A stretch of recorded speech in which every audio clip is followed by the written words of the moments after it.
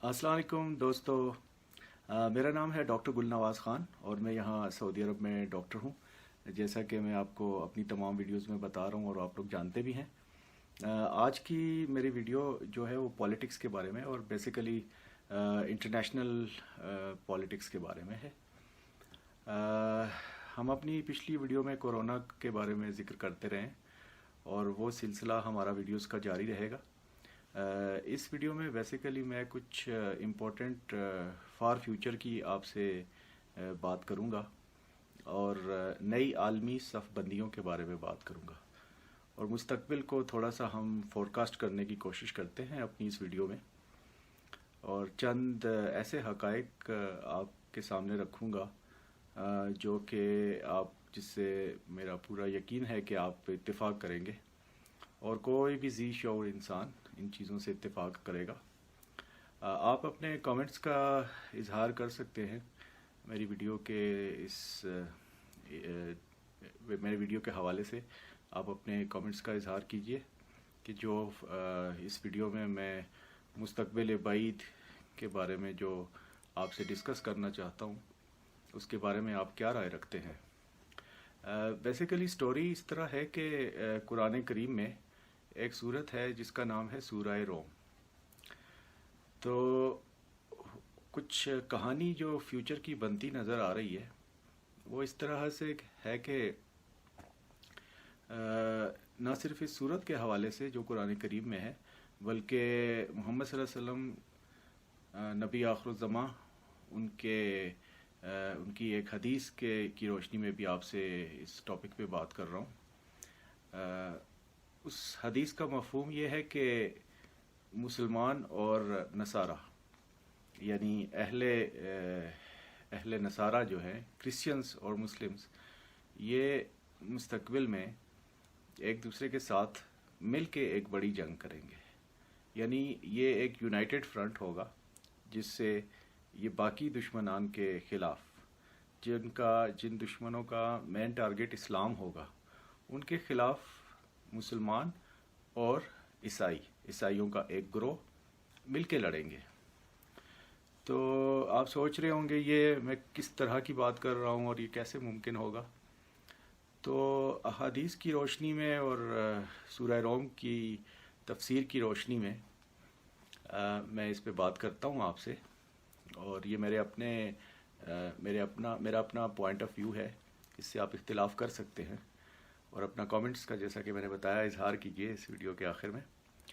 तो स्टोरी कुछ इस तरह है कि क्रिश्चियनिटी के आने के बाद दुनिया में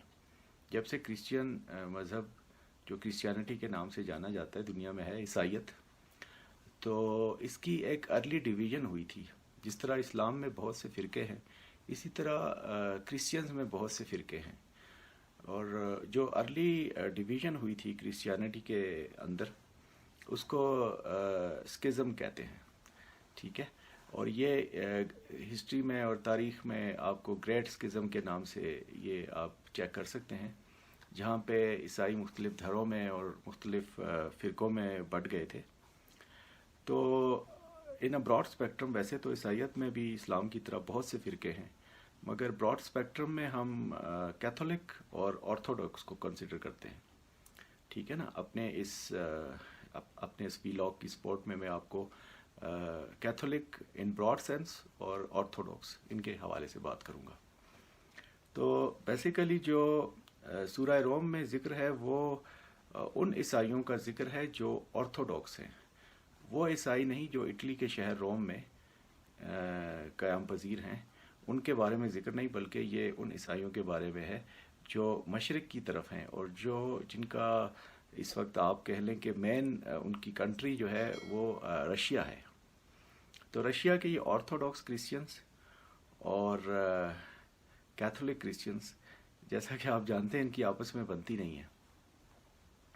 इस वक्त का अमेरिकन जो प्रेसिडेंट है जो बाइडेन, ये अमेरिका की हिस्ट्री का दूसरा कैथोलिक प्रेसिडेंट है और रशियन प्रेसिडेंट व्लादिमीर पुतिन जो है वो ऑर्थोडॉक्स है। और पिछले अगर आप दो दहाइयाँ उठा के देखें, 2 दहाइयों की हिस्ट्री یعنی 2000 کے بعد اور اسپیشلی 9/11 کے بعد، تو آرتھوڈاکس کرسچنز جن ملکوں میں ہیں ان کا اسلامی ملکوں کی طرف جھکاؤ زیادہ رہا ہے،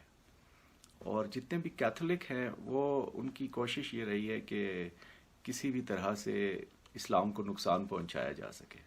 اور مسلم ممالک کو نقصان پہنچایا جا سکے، وہ خواہ کسی بھی طرح سے ہو۔ آپ عرب سپرنگ کے بعد کا سینیریو دیکھیے، جس میں داعش کی برتھ ہوئی، ٹھیک ہے، اور داعش قیام عمل میں آئی، اور اس کے نتیجے میں بہت بڑا خلفشار بنا سیریا میں، شام میں، اور وہاں بشار الاسد کی حکومت تھی۔ تو جب داعش نے اور باقی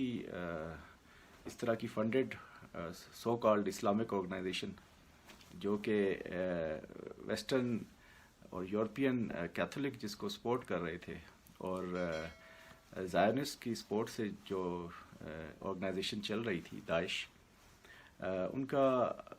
خاتمہ کرنے کے لیے سیریا میں رشیا نے قدم رکھا۔ یعنی کون سے کرسچنز؟ جو آرتھوڈاکس کرسچن تھے، اور انہوں نے مکمل طور پہ بشار الاسد کی گورنمنٹ کی حفاظت کی، نہ صرف حفاظت کی بلکہ اس کو ان انتہا درجے کی ٹربل سے نکالا، اور اس کی نہ صرف حکومت کو بچایا بلکہ ایک طرح سے سیریا کا دفاع بھی کیا۔ حالیہ دنوں میں جیسا کہ آپ سب جانتے ہیں جو کچھ سرزمین فلسطین میں ہوا،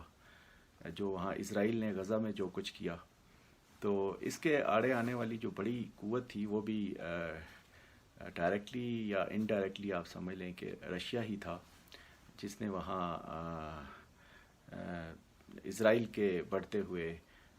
قدموں کو روکا، پریکٹیکلی انہیں روکا، اور جو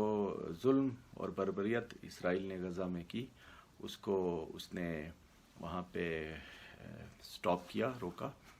تو یہ بیسیکلی آپ سے اس بات کا، اس ساری ویڈیو کا مقصد یہ ہے کہ جو مستقبل کی صف بندی ہونے جا رہی ہے اس میں رشیا کا بہت کریٹیکل رول ہے، اور رشیا کا جو جھکاؤ رہے گا وہ مسلم امہ کی طرف رہے گا، ٹھیک ہے۔ اس میں آپ جیسا کہ دیکھ رہے ہیں جو کچھ ساؤتھ ایسٹ ایشیا میں ہو رہا ہے، یعنی کہ بر صغیر پاک و ہند میں، اس میں بھی آپ کو ایک بدلتا ہوا سینیریو نظر آئے گا، جہاں پر انڈیا جو کہ رشیا کے ساتھ بہت عرصے سے، دہائیوں سے رشیا کا کیا اسے کہتے ہیں پارٹنر رہا ہے، اور پاکستان چونکہ امریکن بلاک میں تھا، لیکن اب رشین بلاک سے انڈیا ایٹ لیسٹ سلپ ہوتا جا رہا ہے، اور امریکہ کی یہ کوشش ہے کہ انڈیا کو اپنے ساتھ ملایا جائے، اور اسی بدلتی صورتحال میں پاکستان، چائنا اور رشیا مل کر ایک ایسا بلاک بنا سکتے ہیں جو نہ صرف انڈیا اور امریکہ کے عزائم کے آگے ایک طرح کا بند باندھے گا، بلکہ وہ نیٹو اور یورپین اتحادی اور باقی بھی جو اینٹی اسلامک فورسز ہیں ان کو کاؤنٹر کرنے کے لیے یہ بہت ہی فائدے کی چیز ہوگی اگر اس طرح کا کوئی بلاک بن جاتا ہے، اور اسپیشلی سی پیک کے بعد رشیا کا انٹرسٹ۔ ضرورت اس امر کی ہے کہ جو پاکستانی گورنمنٹ ہے وہ ان چیزوں کو، اور ہمارا فارن آفس اور فارن پالیسی بنانے والے لوگ ان چیزوں کو ذرا بہت کریٹیکل اینگل سے دیکھیں اور اس پہ ہوم ورک کریں، جو کہ ان سے توقع تو خیر نہیں کی جا سکتی، لیکن یہ ہے کہ انہیں اس سائڈ پہ بہت کام کرنے کی ضرورت ہے۔ اور پاکستان کا مستقبل چائنا اور رشیا سے وابستہ ہے، اور انڈیا نہ چاہتے ہوئے بھی امریکن بلاک میں پریکٹیکلی شامل ہو گیا ہے، مگر یہ ہے کہ جیسا کہ میں نے شروع میں بتایا کہ یہ جو پہلی بڑی جنگ ہوگی مستقبل کی جو صف بندیاں ہو رہی ہیں اس میں یہ آرتھوڈاکس کرسچن جو ہیں یہ مسلمانوں کا ساتھ دیں گے، اور یہ پریکٹیکلی انہوں نے کر کے بھی دکھایا ہے۔ اور اس کے بعد یہ ہے کہ ایک بہت بڑا آخر الزمان میں، ایک آخری وقت میں، اینڈ آف ٹائم کے قریب ایک بڑی جنگ ہوگی جس میں ڈیفینیٹلی مسلمان تنہا لڑیں گے. اور یہ پرسیپشن بھی ہے اس طرح کا کہ مختلف آپ ہسٹری کو، تاریخ کو سامنے رکھتے ہوئے آپ اس بات کا کنکلوژن نکال سکتے ہیں کہ جس طرح علامہ محمد اقبال شاعر مشرق اور ہمارے بہت بڑے قومی رہنما جو میرے آئیڈیل ہیں، انہوں نے اپنے ایک نظم میں شکوہ جواب شکوہ کے عنوان سے جو نظمیں ہیں ان کی دو، ان کا ایک شعر ہے کہ ہے آیا شورش تاتار کے افسانے سے، ہے آیا شورش تاتار کے افسانے سے، پاسباں مل گئے کعبے کو صنم خانے سے. تو جو صنم خانہ ہے یعنی کہ اہل کفر جو ہیں وہ اور مسلمان پریکٹیکلی تو ایک نہیں، لیکن یہ ہے کہ وہی تاتار جنہوں نے اسلام کے اس وقت کے ممالک، اسلامی ممالک اور اسلامی بغداد میں جو اسلامی امپائر تھی اس کی اینٹ سے اینٹ بجا دی، مگر آگے چل کے اسی کے اولاد میں سے، انہی کی اولاد میں سے ایسے لوگ ہوئے جو مسلمان ہوئے اور پھر انہوں نے اسلام کا دفاع کیا. اور یہ سب اللہ کا نظام ہے. اور اللہ تعالیٰ قرآن کریم میں اللہ تعالیٰ فرماتے ہیں کہ ایک تمہاری پلاننگ ہے اور ایک میری پلاننگ ہے، اور ہوگا وہی جو میری پلاننگ ہے. تو یہ اللہ تعالیٰ کی جو پلاننگ ہے، اسلام باقی رہے گا، پاکستان قائم رہے گا، اور انشاءاللہ مسلمان ہم پہ افتاد پڑتی ہے یا جو بھی ہم پہ مسائل آتے ہیں وہ ہمارے اپنے اعمال کا نتیجہ ہوتا ہے. اور امید فیوچر کی اچھی رکھنی چاہیے، اور اس کے لیے ہر لیول پہ، انفرادی طور پہ یا اجتماعی طور پہ ہم سب کو اپنی کوششیں کرنی چاہیے، اور اپنے ملک، اپنے مذہب کی ترویج کے لیے اور اس کی بقا کے لیے اپنا رول پلے کرنا چاہیے. So kind of you, I am so grateful for listening. Thank you, thumbs up, thank you. السلام علیکم.